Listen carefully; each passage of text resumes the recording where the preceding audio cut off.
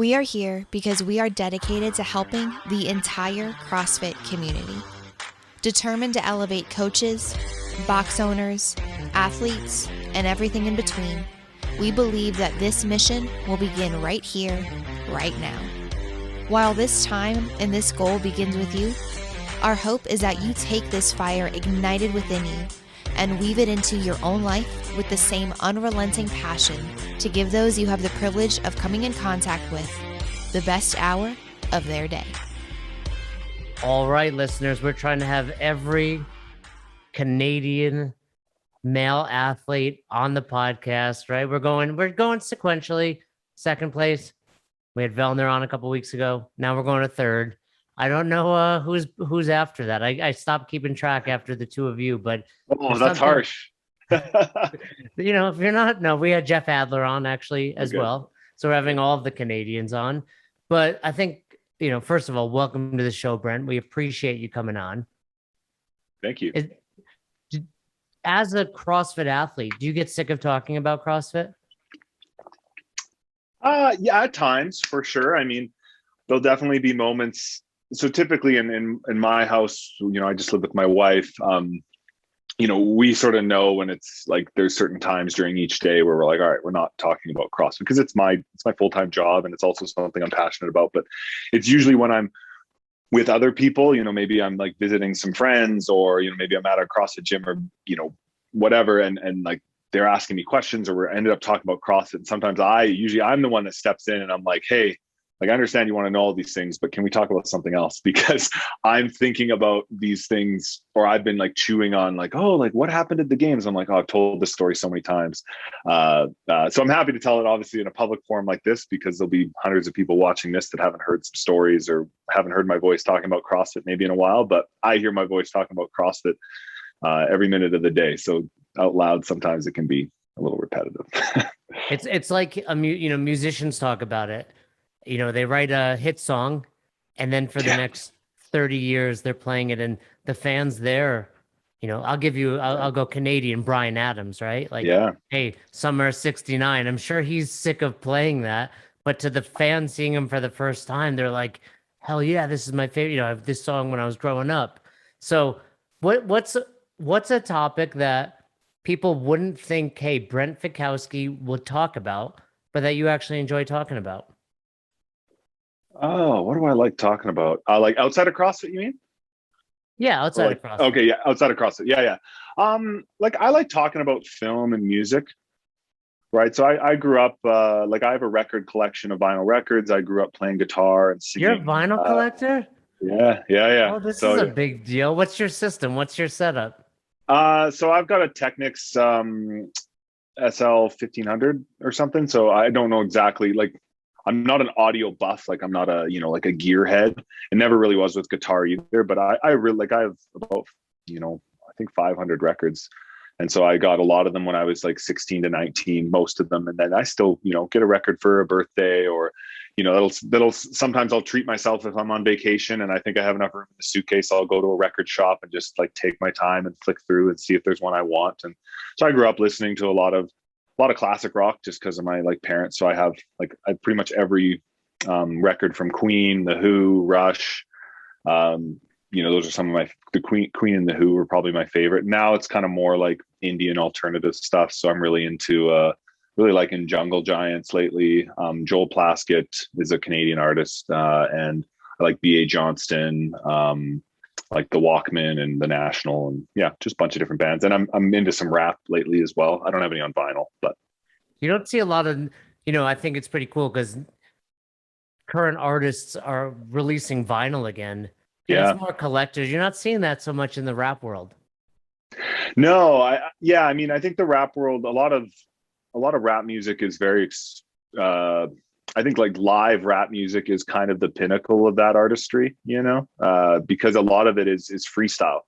And so like capturing that freestyle on like even in a digital form or a vinyl form, it just doesn't have the same sort of, I don't know. It's a different, so, for example, like no one really covers rap songs. And I think it's in the same way, like no one, if you're going to cover a jazz song, you're not going to cover like a John Coltrane solo note for note. I was listening to something about this.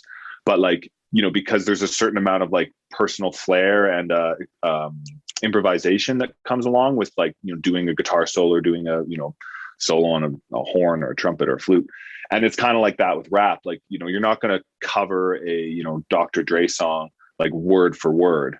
Rarely, you don't really see that. It's kind of a faux pas. Like it's frowned upon, I think, a little bit, and it's because of the experimental nature, the improvisation nature of it. And I think with rap music, like the recorded, I think there's so much of rap is the improvisation. So I just don't think the recorded medium is like as highly sought after. Yeah. You know, the only cover I can think of, there's a small, I wouldn't say small, but Ben Folds. Have you heard of Ben Folds? No, doesn't ring any bells, but he covered, who wrote Bitches Ain't Shit? I forget who that is. I forget, but he did it like acoustic on a piano. Well, so you see that, right? You see that, and you definitely see remixes. Like obviously a lot of the best rap songs have a not remix, but like sampling, you know, so there's like a homage to a previous song where they'll use like the intro from, you know, a famous you know, Snoop Dogg song or a NWA song, and then, you know, they might keep the chorus, but then the verses they'll rap, you know, something different. And then you'll see covers like the acoustic covers, the piano covers, where they'll kind of strip down a rap song. But so anyway, I like music, and I'm kind of getting more and more into film. Like, you know, I just kind of, over now that I'm older, I guess I kind of learned to appreciate like little smaller kind of artistic details in film. And like I still like watching just like a, you know, like a Will Ferrell comedy, which, you know, it's just enjoyable. But there's some like kind of, I don't know, higher brow kind of movies that I'm starting to appreciate, like the little finer details, and kind of looking for certain directors that, you know, seem to consistently put out like some cool stuff. So Can't go wrong with Quentin Tarantino. Yeah, and I really enjoyed like Parasite, as the Korean director. That was really good. That was good. Good. And just starting to appreciate, like, I don't know, I'm not an expert at anything. I'm not gonna, like, you know, I don't know. But I just enjoy it. So that's something I like talking about. I'd love to sit around and talk with people that know more than me about that and learn. So let me go back to the Who. Tommy or Quadrophenia? Quadrophenia, the real me. Yeah. And really? Quadrophenia for sure. That's got Love Reign Over Me, right? On it? Yeah, it does. That's kind of that's Quadrophenia. But then there's a song on there called The Real Me, and that's probably my favorite Who song. I know that song. That's a great one. But you like Tommy as well? Yeah, I like Tommy as well. I really liked like their Live at Leeds, their live album, Quadrophenia, Who's Next, which had like Bab O'Reilly and stuff on it. Those were probably my favorite Who albums. But the early stuff's really good too. You know, like the My Generation and Can You See Me, that kind of thing. I think Baba O'Reilly is one of the most underrated workout songs of all time. That's interesting. You know, it's funny. I don't usually listen to classic rock when I work out. It's never really. It's just not something I flick on. I think I've just heard so much of it, like the first like duration of my life, that I just know those songs so well that I don't know. They're just like a little too. It's hard for me to kind of go back and appreciate them as much. But that's actually. I'll think about putting that into a playlist. Got a few playlists I work on. So next time you got a 5-minute Metcon, you know, it starts off slow, so you'll ramp up a little bit. Yeah. And then, you know, the round of 9 or whatever you're doing, it's time to step on it. What's your go-to then? If you're gonna hit a workout after this, what would you naturally flip on? So I have some. It's like a plug, but I don't get any money from it. I have some playlists on Spotify. Check them out. So yeah. I can send them to you, or maybe put them in the link if this is on YouTube or whatever. But there's one, I think I call it high energy workout rock, or workout high energy rock or something. There's like a good 50 or 100 songs on there. So I just keep adding them. But usually, like I like listening to Kiss, or there's a band that's not a very well known band, but it's called Hail Social, and they just really had one album, and that, like, if I had to pick like a album or like a group of songs, like I would just turn that on and turn it on repeat usually. Hail Social. All right, I'll check them out. Like hail is in, you're like all hail, and then social is in social studies. Yeah. Is there I don't know if there's multiple spellings for social. Maybe my pronunciation is so bad that someone needs me to put it in a sentence. What about Queen? Because I think another great I mean, We Will Rock You is maybe the best workout song. I mean, Eye of the Tiger, #1, can't Yeah, argue. And no, it's then up there. We Will Rock You is right below that. Yeah, We Will Rock You is kind of, that's like a pump up song, and then We Are the Champions is like we just won. Like, so there's not a, like, neither of those songs fits in the middle of like actually doing the thing. The solo bridge there, Yeah, okay, yeah, the maybe, solo. Yeah, maybe a yeah. one rep snatch. Yeah, yeah, yeah. Yeah. Is there an album that is on your bucket list that you're seeking out? Um, yeah, I keep a small list on my phone. Unless you're serious. If you have a list on your phone, Yeah, you're yeah. serious I about this. and so I've got my entire catalog. There's a it's called Discogs. It's a website, and so you can. So I have all my records are on there. So if I do go record shopping and I'm like, oh, do I have this? Then I actually know, and I don't double up because I've made that mistake before because I have a lot of records. Um, but yeah, no, I mean, really, it's hard now. You don't find deals like you used to. That was my subtle way of saying like I did it before it was cool. Uh, and so when I was like 16 and 17, you could still, you might go into some secondhand store, maybe like a garage sale or something. And, you might find like I don't know, a Who record for like $5 or something. Yeah. Or, but now, like, I think people just kind of know the value of that stuff now. And it's sort of, it's like fashion. Everything kind of comes back in style eventually. And the records have definitely done that. So there was like a great purge of vinyl records in the 90s and early 2000s. Where a lot of vinyl records were just thrown away. And then, the last like 10 years, it's kind of, doesn't happen as much. So trying to think of, I don't really have a good answer for anything. I don't have a specific one that I'm really looking for. Yeah. I'm a huge Dave Matthews fan. Okay. So I'd love to find Before These Crowded Streets. They released it on vinyl. You can find anything on eBay these days, but there's something special about flicking through the D's and Yes. finding it, right? It's very different than just going online and purchasing it. Absolutely. Yeah, no, and that's what some people will claim like, oh, the, vinyl has a higher quality sound. And I don't know, maybe that's true. I mean, I'm not one to say I know either way. But it's the experience, right? It's a lot of stuff we have is so disposable. And so to have something that's, you kind of open up the artwork and you read the lyrics and you have to set it down. You have to be present. You can't, like walk away because then, the record's just sitting there and might collect dust. So you kind of, you have that 25 minutes per side or 22 minutes aside, and you have to be with it and, experience it in the same way you would, interact with a video game or interact with a movie or something. So like that's why I do it. It's the experience. And so like you said, flicking through that's part of the experience of owning vinyl. So, and I'm sure all of the listeners are like, why would I do this? I have Spotify, I've got Apple, whatever. It's different. It's just not the same. And I'm sure zero of the listeners understand the Who and Quadrophenia and Tommy, but back in the day it was like, this is not a song. This is, like you said, an experience. And I mean, I saw Tommy on Broadway. Wow. It's a show. I mean, if you ever have the opportunity, they still do some tours. And I saw Quadrophenia. I saw the Who perform the entire Quadrophenia set. This is probably like 90. I was in college, I think, 99, 2000. And I mean, Roger Daltrey, Pete Townsend, like playing the full set. Billy Idol came out. It was pretty freaking cool. So yeah, if you ever, I don't know if they come to Canada, but yeah, no, it's just different. It's definitely, it's not for everyone. Not that it has to be or anything, but yeah, and I still have Spotify. Like that's what I listen to when I'm in the gym. But yeah, it's just a different way to enjoy, an art medium, right? So yeah.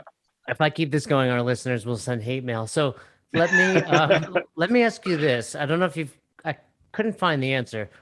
When did you first go with the nickname The Professor?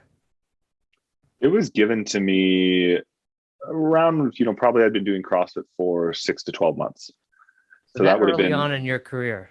Mm-hmm. Yeah. So it was just the Australians, my coach at the time, Drew Griffith from CrossFit Broad Beach, still a great gym, try to visit it whenever I'm back. And yeah, it was just kind of a nickname they gave me. I was, 21 years old. I was this accounting student, and I was always just very kind of like number oriented. So, I remember like even after only doing CrossFit for a couple months, I was already like, oh, reps per minute for wall balls, and like, kind of just doing like loose math. I'm like, well, how long is this workout going to take? And okay, well, it's probably going to take me 5 minutes because I know like burpees will take me this long, and I'll take like a 5-second break before moving to the bar. And so I was just always like very number oriented in a sport that, especially at the time, and it's a little more, calculated now, but back then it was very like, kind of grunt work and like work hard and like, just like mind over matter. And that was a little more the media surrounding the sport. And so I was kind of contrary to that. I was very deliberate. And so they just called me the professor, because in Australia they don't pronounce their R's at the end of words.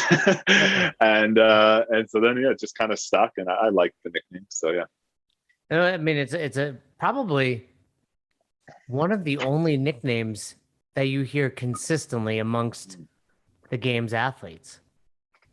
Yeah, I would say so. I mean, I'm sure me saying that, I'm sure there's another one, but yeah, it's one that, yeah, and it fits. I think it's a good fit, and yeah. So, chatting a little bit about this past games, what's one workout where your professor math, you were like, oh, I nailed that? And what's one workout where you were like, was completely off on that one? What was I on?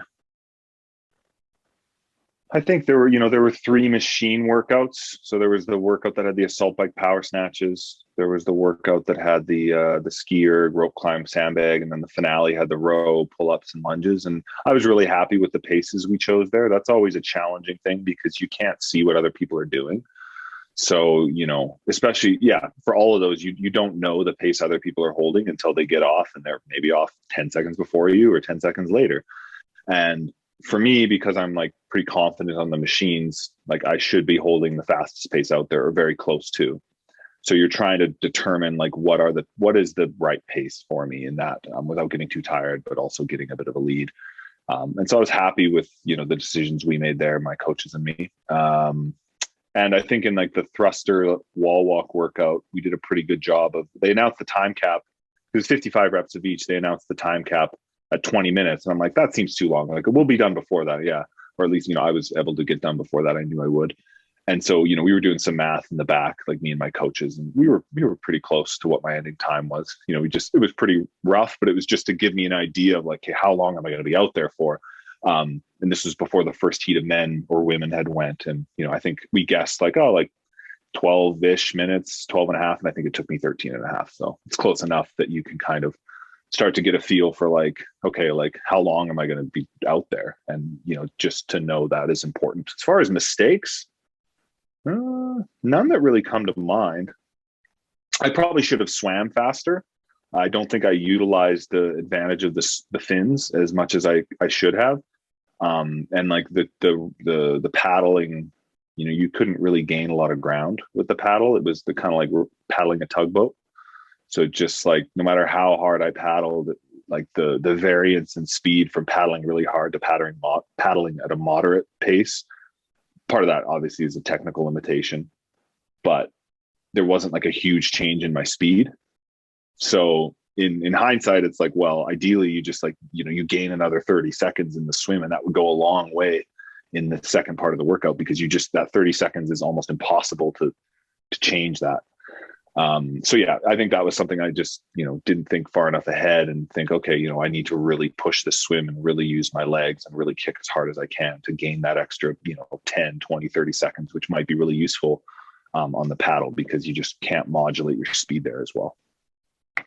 The 2 workouts you mentioned, I have questions about. One, when we talked to Vellner, that 600 meters at the beginning of that last workout was pretty much insignificant, give or take 10 seconds.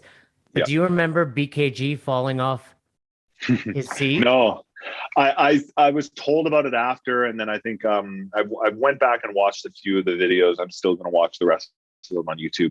But I was told that happened. I didn't personally see it, but I've had that happen to me in a competition. I think in regionals one year, I slipped off the seat at the end of a workout because I was trying to go really hard, and I slipped off, and that was pretty annoying. So I can imagine his panic was real.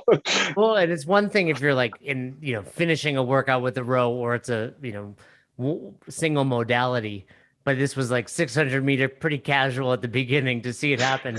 And then the other question, what impact did the sweating on that wall walk thruster workout have on that? I mean, you kind of did the math 55, but as a judge, I had Cole Sager, and halfway through the workout, I'm like, he's got a pool here. Like, this is dangerous. So at what role did that play for you?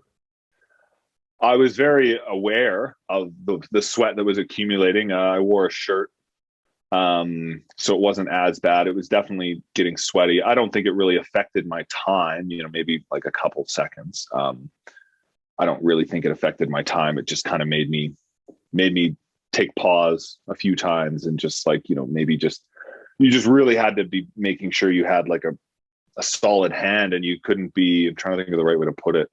You had to be pressing down into the floor, and you couldn't really be pressing at an angle, which ideally you're pressing down into the floor anyway. You're pushing down as opposed to kind of like doing that. So yeah, I don't think it really affected my time very much, at least relative to everyone else. But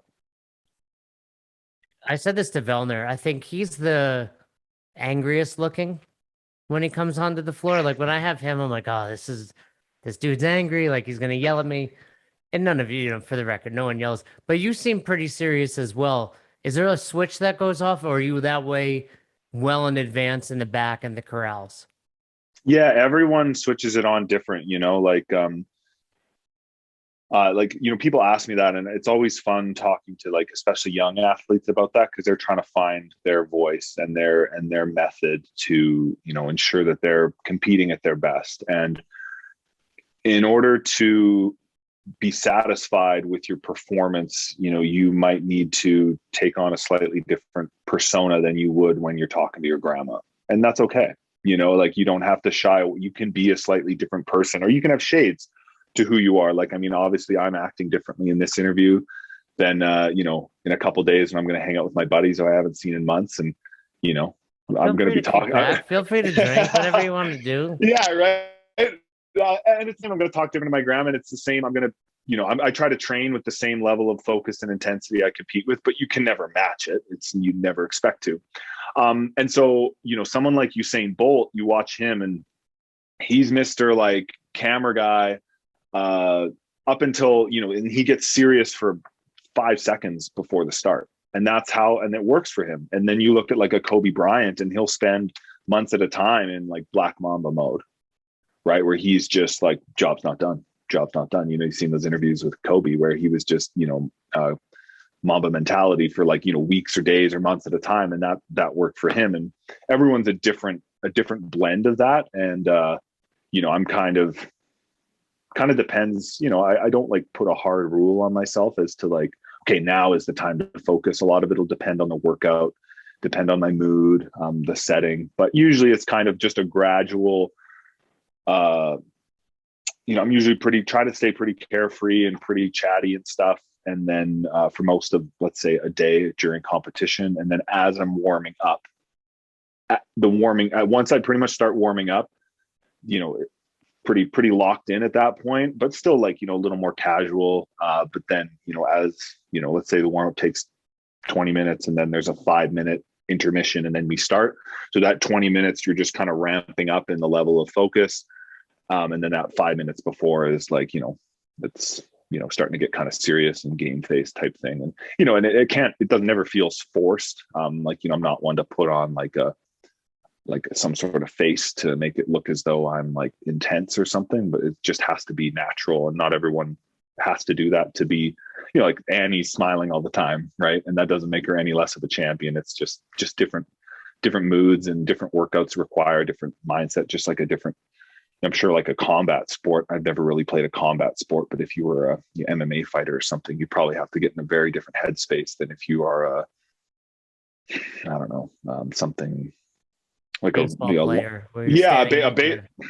A baseball player where you're out there for hours at a time, or even a marathon. It's like, you're going to wear yourself out if you're all like that kind of energy to start an ultra marathon. You're just like, well, okay, crack the knuckles. Like, let's do this. You believe in yourself. And yeah. So does that change though from workout to workout? For example, the the swimming and kayaking where you know you're going to be out there for an hour and a half versus the pegboard overhead squat workout where you're like, this is it, go time for 12 minutes or whatever that was. Yeah, it definitely changes per workout. Like I've kind of experimented with some more intensity in my 1 rep maxes, so that's and it's boded well. And What so does that that what does that look like when you say that? More intensity. well, I mean, if you want to go back and watch on YouTube my 1 rep max snatches, it was like I was just looked like pretty intense, like I was ready to fight, Yeah. just like just really like a lot of little like slap on the face or a little intensity, like kind of you even see it at the Olympics where someone will go up there and they kind of do this like they won't like pound their chest like a gorilla, but they might kind of slap their legs and might get their coach to slap them on the back just to kind of get the adrenaline up, without being like reckless, especially for something like a snatch. There's a technical component, you have to be somewhat relaxed. So something like that is going to be a lot different than trying to think of a workout where I started pretty calm. I think I judged you on the pegboard workout and you seemed, I was like, this dude's ready. As a judge, you kind of have this like balance of, do I need to say anything to him? I want to stay out of his way.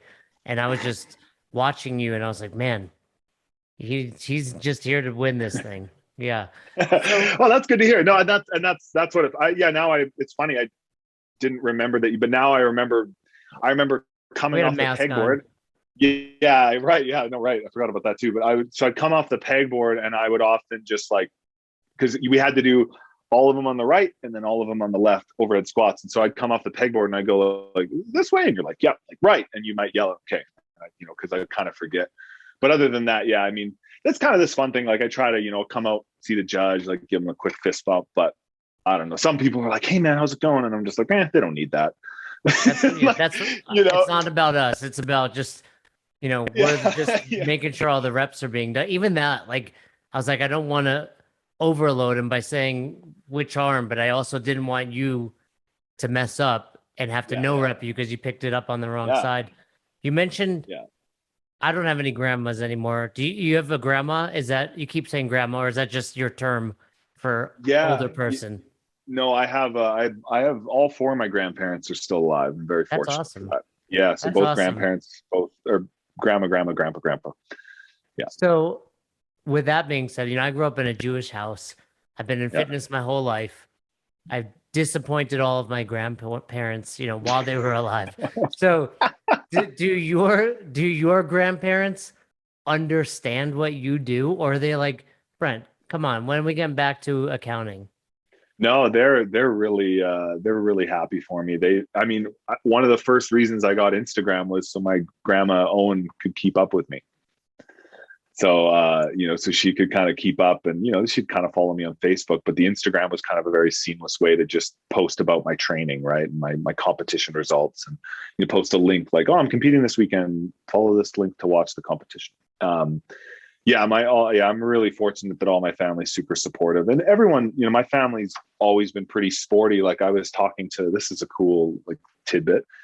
People watching weren't expecting this, but my grandma, she played basketball growing up. She loved basketball, and it was considered when she played, it was a double dribble that would be a turnover. If you started dribbling with your right hand, you could not switch to your left. Really? Yeah. Just in female basketball, or is that I think Canadian, maybe just really the CBA, maybe Canadian basketball. That was, how long that would have been, I don't know, 50, 60 years ago, just a really long time ago. And so she would play, she played basketball, growing up, and, they all played curling. And then my dad was a hockey player and he played badminton. And so like all their kids played sports to some degree. I had an uncle who was, he rode like rodeo, like bulls and stuff. Oh, and wow. So, yeah. He's a crazy uncle. And yeah, so, there's like, everyone kind of was involved in sports. I just learned the other day that like a third relative, or anyway, he might've went to the Olympics for shooting, like the pigeons and stuff with the shotgun, clay pigeons. So you got it's in the genes with you, whether it's, grandma shooting hoops, curling. Curling's a very Canadian thing, right? But I love badminton. Do you ever play badminton? Yeah, yeah. My dad was quite good. He would play in high school and he won some some high school tournaments and stuff. And I played a bit growing up. It's a really fun game. I was never like It's I volleyball was more what I leaned towards as I got older. But yeah, badminton's just a really fun game. Great to watch too at a high level. It's wild. yeah, it's a lot of fun. So I saw you went to the Bahamas with Claire, your wife, Mhm. and there's lots of pictures of food happening. Yeah. Would you consider yourself a foodie? No, I mean I not real. No, I really can't. If that is a term I would ever use, because it's like most of the year I'm very just like I need it's fuel. As long as it isn't disgusting, and even if it is, if it's going to help me, I'll eat it. So it's just very like white rice, sweet potato for carbs or oats, and then just different types of meat, and then just some spice to keep me from from it getting too bland, and I'll eat it. Like so most of the time, because I'm eating so much throughout the year, and the time commitment that it would take either myself or my wife to cook all of that and make it like really palatable and amazing. I appreciate good food, but I'm definitely, I think if you blindfolded me, I think that's probably my opinion of, a foodie or someone who really knows food is if you blindfolded them and made them eat like, four types of cheese, would they know the difference in quality? And like, nah, maybe a little bit, but not really. I like good food though. Like, if I do go to a good restaurant, I'm like, oh, like I can appreciate it. And I like to try new things. Like whenever I go to a country, I try and eat what they eat, as opposed to just like eat what I usually eat. So I'll try and experiment a bit. And I'm not I eat just really about anything as long as it's safe. So. Well, is there something that you give up during the hardest parts of training because you're fueling yourself that you look forward to after the games or whatever the competition is wraps up? Yeah, so definitely like when I'm, I look at the year and kind of seasons. And so leading up to competitions, my how I spend my time changes. I'm just like that much more focused on getting, quality sleep, and whether that means like turning off devices before bed or meditating or whatever that looks like. And same with food. So, really leading up to a competition for, the couple days or weeks or months, depending on the seriousness of the competition. There's no gluten, there's no dairy, there's no ice cream, there's no processed sugar. Really, it's just like pretty, very clean, very paleo-ish. Like not like hardcore paleo, but there's oats and white rice and stuff. But as far as the ingredients, it's all very like Whole30 kind of food, and sometimes I have a little bit of an urge to eat something sweet, and sometimes I'll indulge, but I always get like a small amount. I'll just like get a small chocolate bar, or I'll get like a small ice cream and split it with my wife, so it's not like we have a 2-liter tub, because then I'll be hungry and I'll eat it. But usually if I'm like really kind of like maybe I should get something, like, hey, well, what do you want? This is kind of an opportunity for you to choose the hard road that might make the difference in a couple weeks, and maybe it'll mean tomorrow you'll be a little less stiff or inflamed, which means you can train harder, and that's what you want. That's what you want this summer. And so then that's an easy choice to make when I frame it that way. So if you're not eating gluten or dairy often, post games, when you have it for the first time, does it just wreak havoc on your body? Not overly. What I notice is I'll just get like really puffy in my hands and my feet. Like, so kind of not massively puffy, but I just retain a lot more water. That might be from the salt as well. That's usually in those foods. But I'll just notice that like the, like typically I'm pretty lean. And so you can see like the, just the tendons and like little bits of, maybe blood vessels and all of that just kind of, but I like, and that stuff doesn't like bother me immensely. I'll tend to get a bit like stuffed up and a runny nose if I eat a lot of dairy, just like kind of clogged, just mucusy kind of, if I'm like, having a lot of yogurt or a lot of milk or something. But I don't go out of my way to have those things. It's not like as soon as the games is done, I'm like, let's have grilled cheese every meal, like white bread, grilled cheese. No, but if, my mom's going to cook something or I'm somewhere and I'm like, oh, that looks really good, I'm just going to have it. But leading up to the games, I also just don't really put myself in those situations, because we're not going out for dinner, and it's just, I'm just at home. And so what we have in the house is kind of pretty lined up with what I want to achieve. So Are you back to training now? Pretty soon here. Pretty soon. Yeah, It's been over about a month now. Yeah. That's Yeah. so Well, you know, nothing for 30 days oh plus. no, so I've been training kind of the last, I'm trying to think where we're at here. So yeah, basically the game's finished, and for 3 weeks I just didn't do much at all. Got a bit of exercise. Like I might go into a hotel gym. I was traveling for a bit of that as well, so it's hard to do when you're traveling, and was not a priority. And now I've started training, um, kind of like once and a half a day, 5 days a week. By half, I just mean the half is just a very, it might just be like some accessories in the basement, or like some core work, or just like a run or something. And then like less than an hour. And then so that's going to go on here for another about week or so. And then we'll actually start like training with purpose, and each session will build on the last. And, I can't miss those type things. So. And when you're doing these kind of more leisurely training, well, first of all, I think it's, so in order to take 6 weeks off, I have to make the CrossFit Games, right? Because I want to take 6 weeks off, but I can't. Well, so I will say this: it's like, the harder you train and the more frequently you train, the more necessity there is for an off time, whether that's a full day deload or a week, but if every day exercise is just like 30 minutes of yoga and a long walk, like you can do that every single day without a break.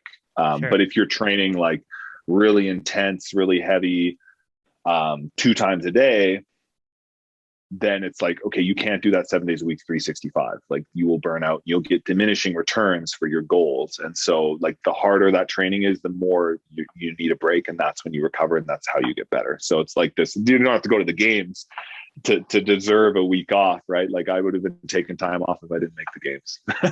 But that's just because it was conducive to my goals. So how do you find that balance of, or maybe I should rephrase it, when you take 6 weeks off, is it more for your mental sanity than, I mean, really what, 2 weeks, your body's probably recovered from the games? Maybe not. I don't know. I mean, I've never depends. It depends. Games, so I don't know. Yeah.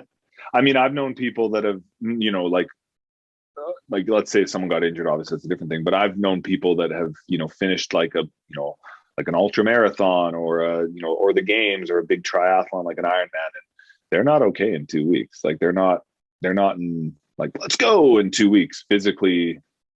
There's definitely, there can be some lingering like tightness or stiffness. Like I knew someone, so it's not, I mean, like I definitely usually in 2 weeks, like any sort of DOMS, delayed onset muscle soreness, like stiffness for them usually is gone, but that doesn't mean you're like, oh, I can do the CrossFit Games again in 2 weeks, I mean, you could, would you be at like prime condition? No.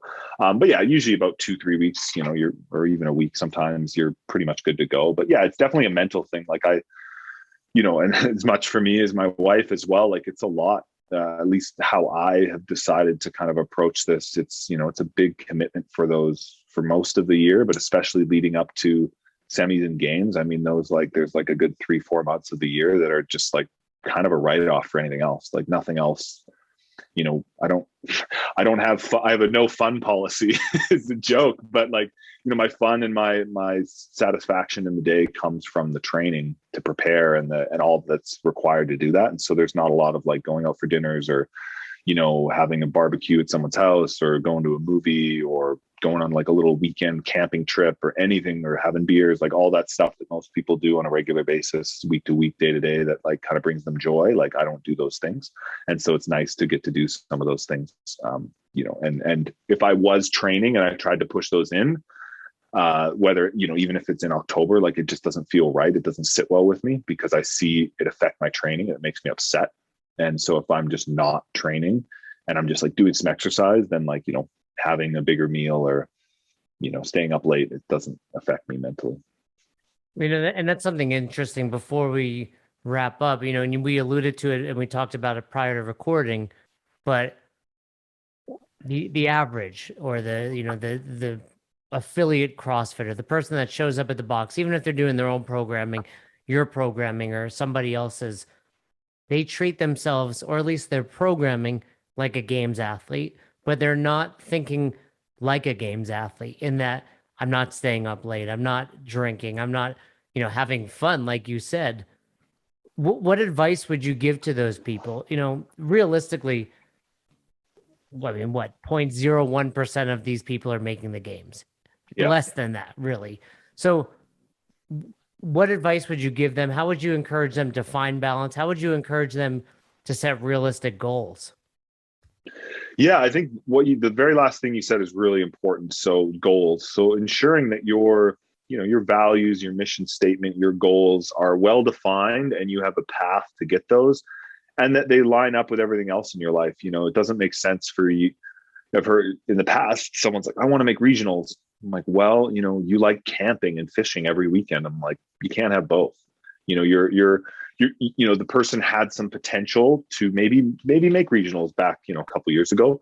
But it's like, you have to give up the fishing and the hunting and the camping. Like it's just because in order for you to make it, you still have this full-time job. You got to be at the gym every weekend.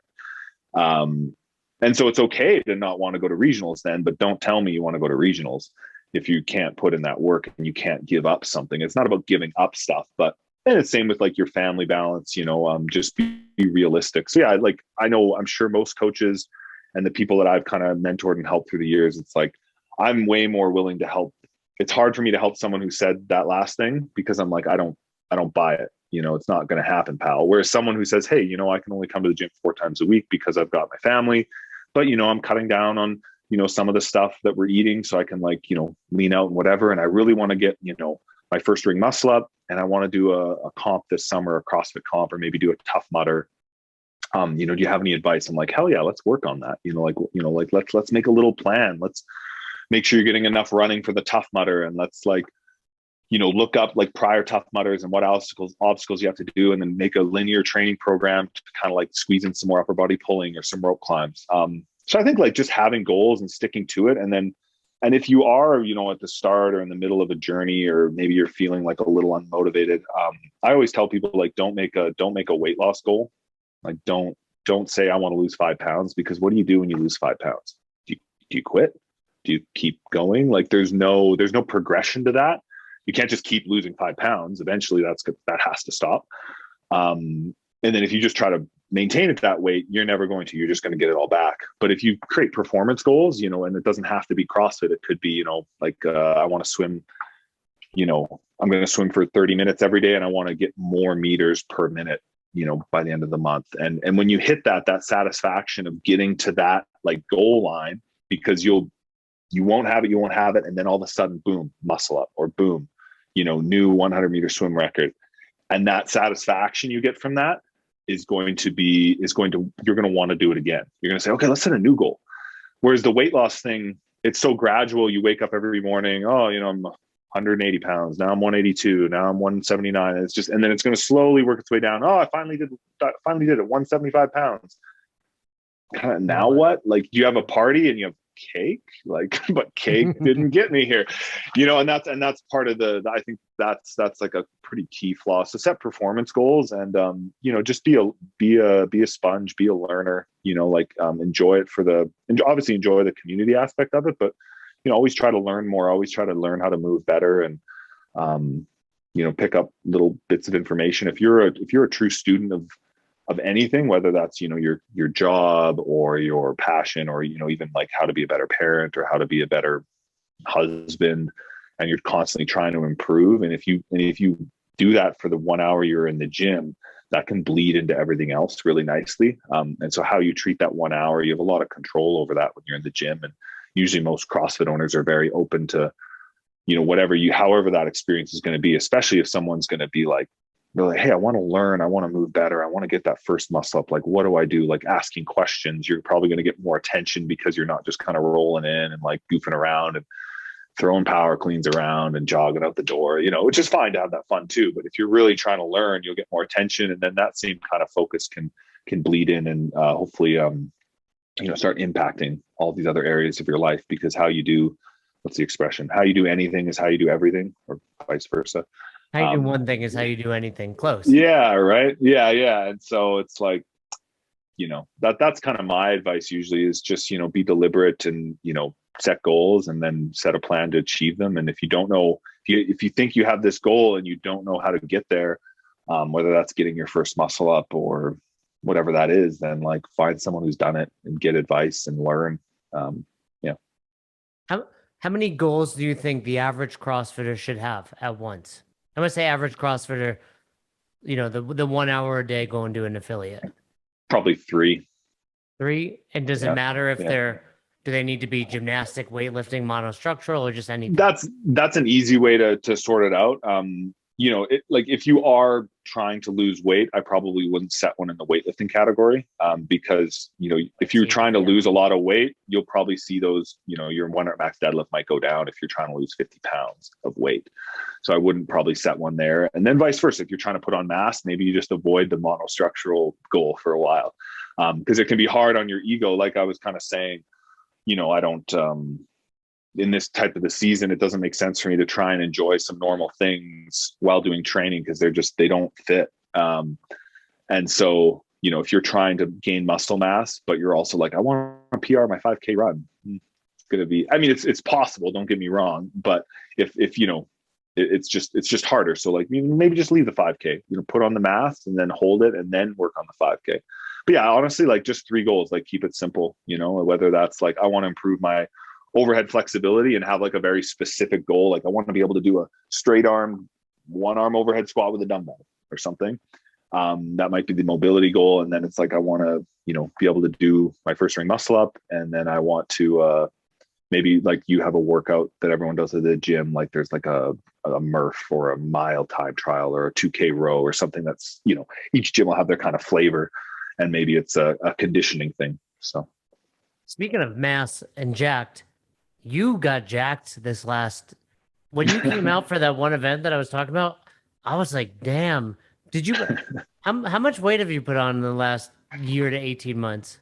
Well, that's kind of funny is I think that because there's sort of been this lull in competition, I think that like the visual seemed a little more noticeable than in years past, but you were like impressively solid. Thank you. Like, yeah. Noticeably.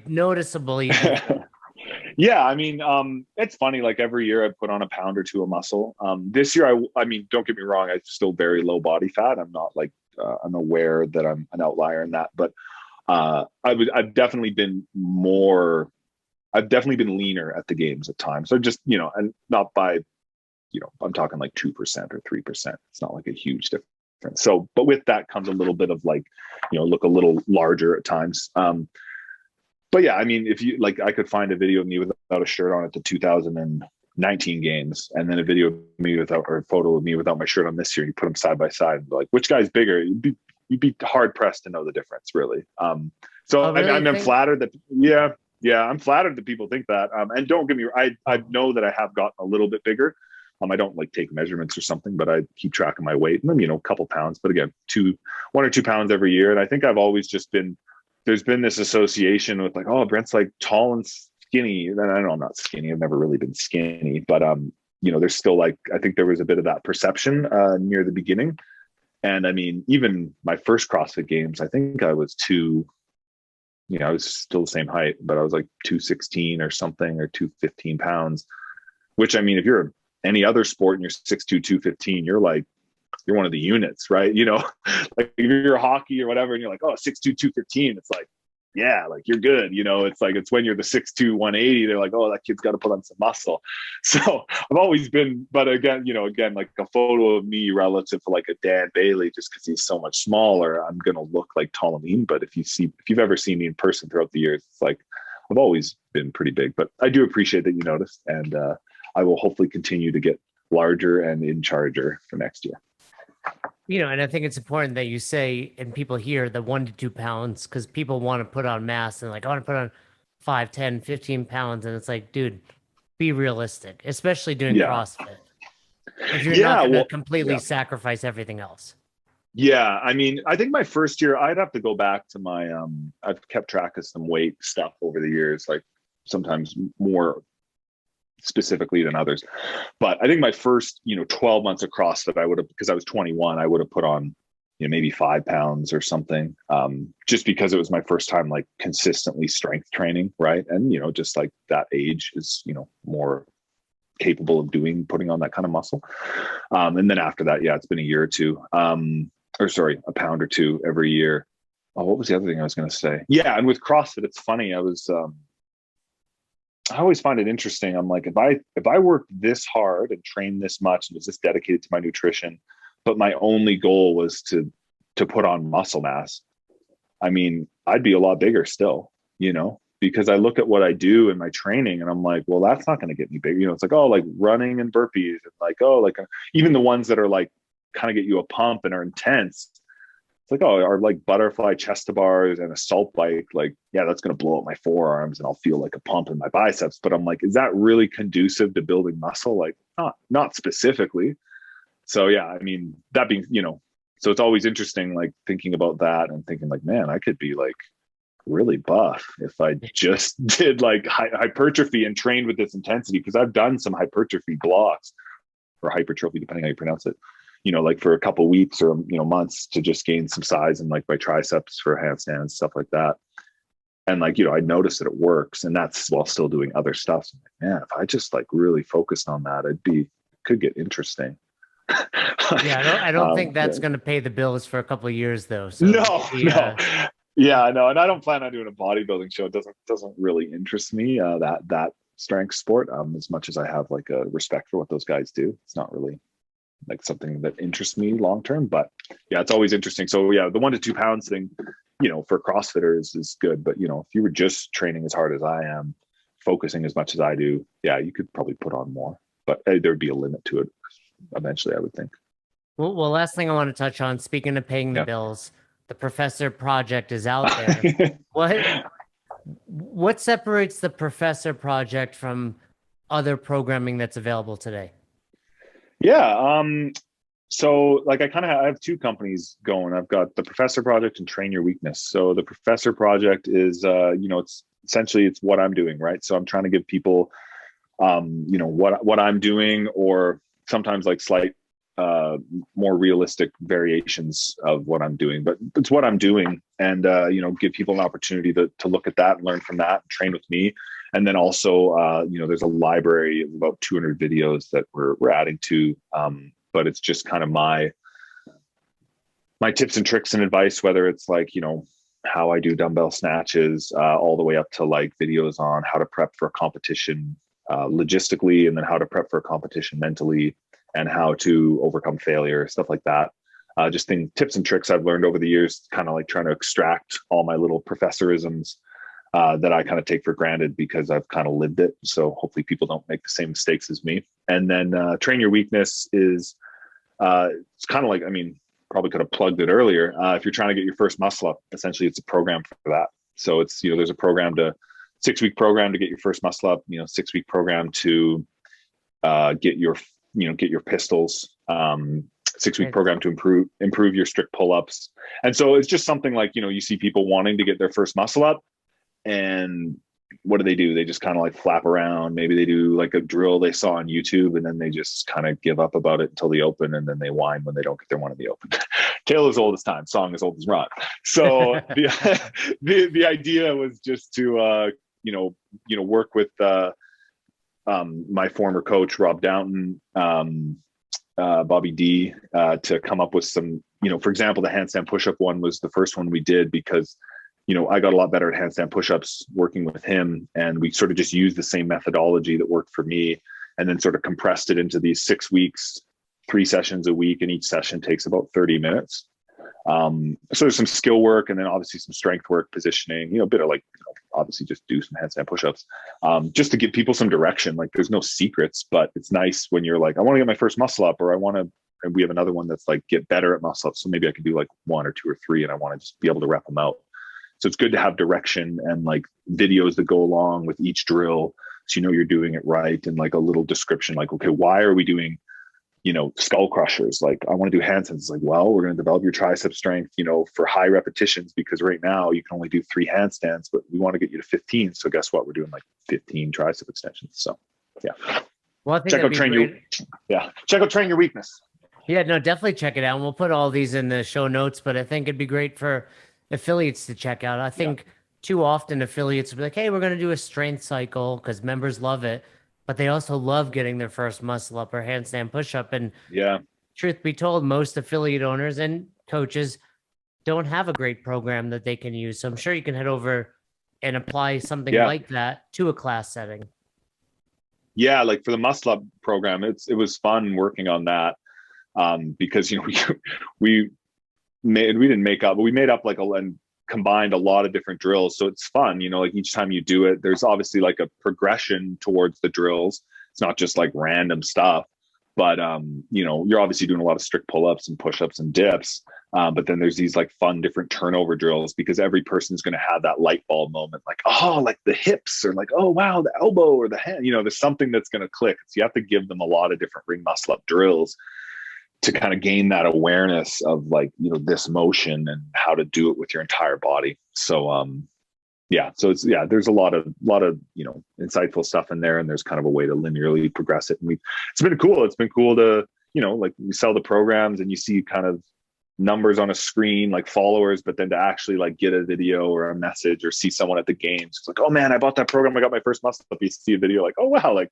I helped that person a little bit. I mean, they did all the hard work, but that's great to hear. A professional athlete still really excited about helping someone just at the affiliate level. I'm going to give you an idea. Take it for what you will.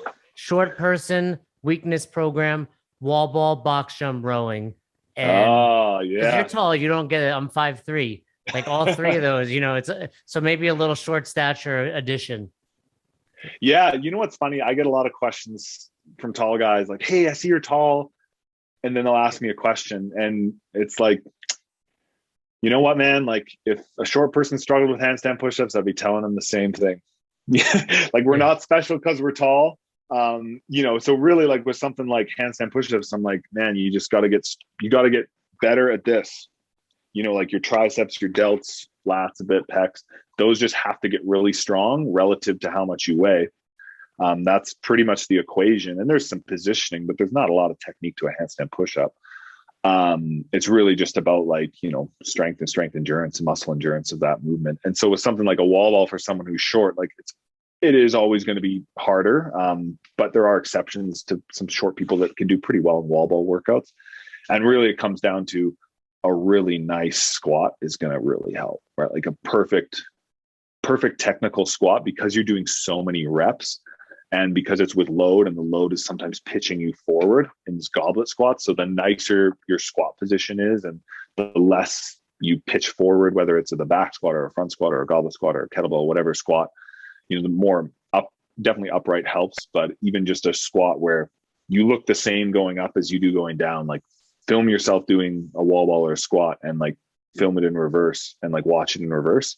And if it looks really weird, it's probably because you're doing something wrong. It should look the same on the way up as it does on the way down for the most part.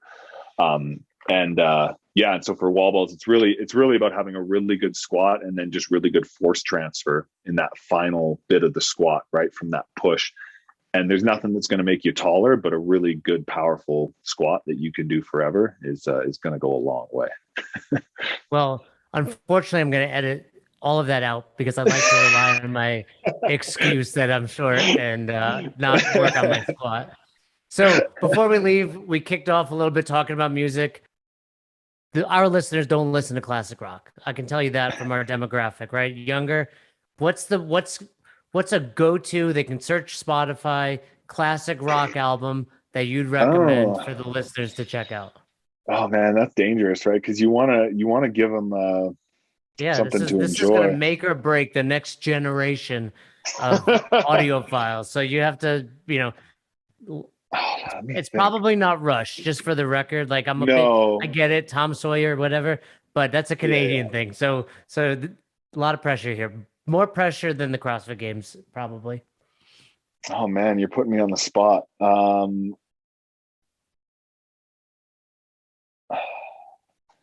Let's pause for a second here. Can you edit this video? No, but yeah, Katie can do anything. She's a magician. Let me think of a good one. I want to think of something like a little different. Oh, you know what? I mean, I don't know. Do you know Thin Lizzy?